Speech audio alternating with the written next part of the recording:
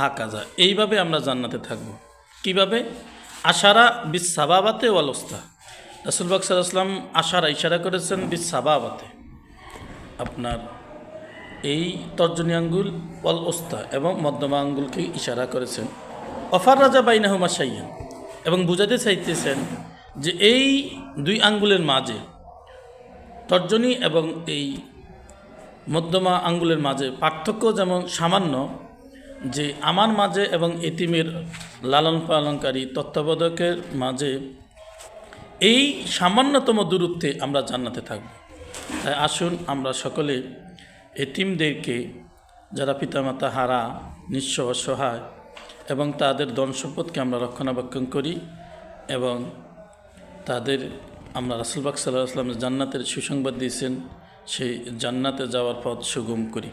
আলোচ্য হাদিসখানা, বিখ্যাত হাদিস